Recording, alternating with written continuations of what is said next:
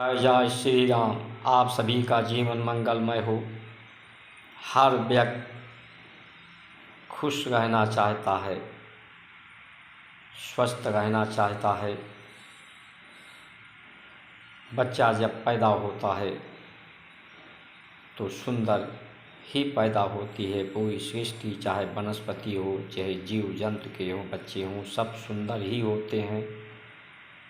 यहाँ तक कि शेर के बच्चे या सांप के सपोले भी सुंदर ही पैदा होते हैं और किसी को भी नुकसान भी नहीं पहुंचाते।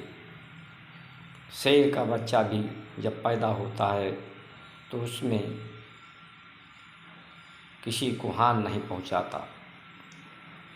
वही जब बड़ा होता है तो उसमें विकृति आ जाती है, क्योंकि बच्चा जब पैदा होता है तो कहाँ कहाँ करके रोता है, यानी सब कुछ जानना चाहता है, सब कुछ पाना चाहता है। इसलिए जन्म जायते क्षुद्रा, क्षुधा के कारण, भूख के कारण वो रोता है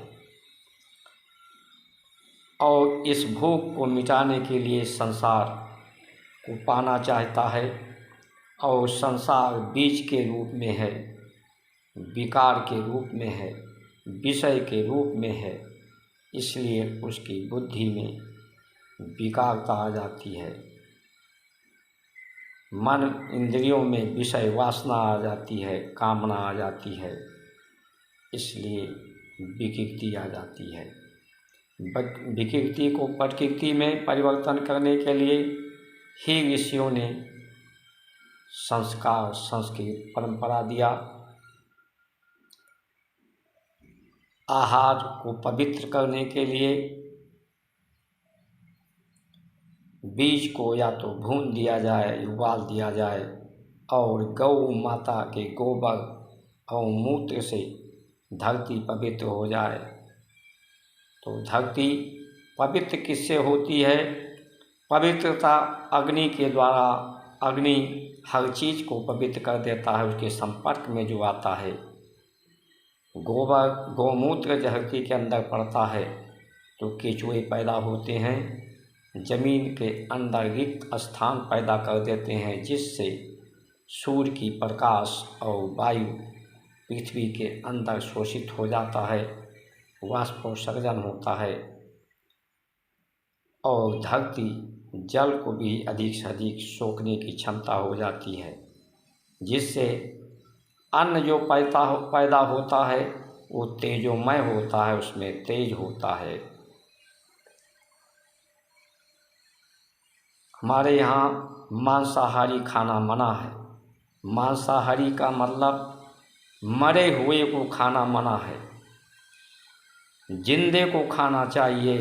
जो ये अन्न हैं, फल हैं, आहार हैं, ये जीवित हैं, इसमें जीवन है। इन्हें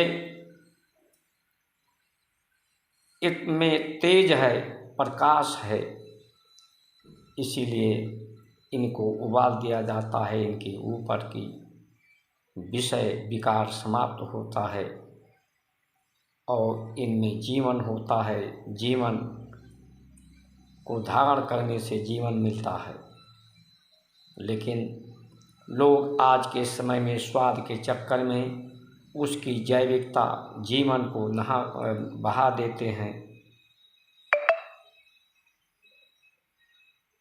सब्जी काटेंगे, आलू काटेंगे, छील देंगे, धो देंगे, पानी में भिगो देंगे, उसकी जीवन बह जाता है। जो उसमें तत्व होता है, जो उसको गलाने और पचाने का काम होता है, वो बह जाता है।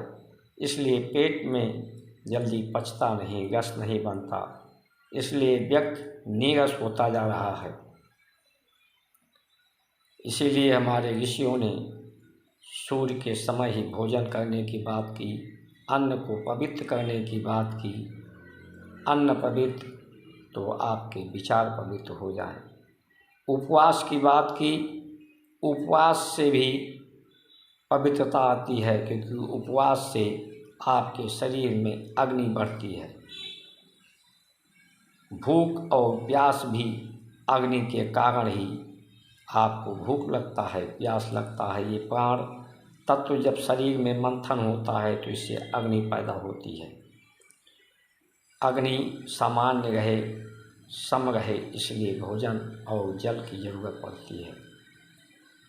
ऋषियों ने जीवन क्या है, इसका उद्देश्य क्या है, इस पर चिंतन मंथन करके ही परंपराएं दी, जो आज हम लोग उसका पालन नहीं कर रहे हैं। प्रकृति के विरुद्ध जीवनचर्या होती जा रही है, जिसके कारण न लोगों को जीना आता है, न लोगों को मरना आता है। जीवन पाने के लिए, खुशी पाने के लिए प्राकृतिक जीवन से, शैली से लोग विकृति में जा रहे हैं। दिनचर्या उनकी निशाचरचर्या में बदलती जा रही है, इसलिए निशाचरी विचार पैदा हो रहे हैं। यही उनके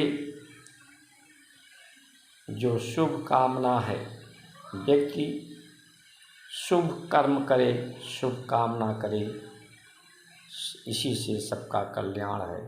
जय जय श्री राम।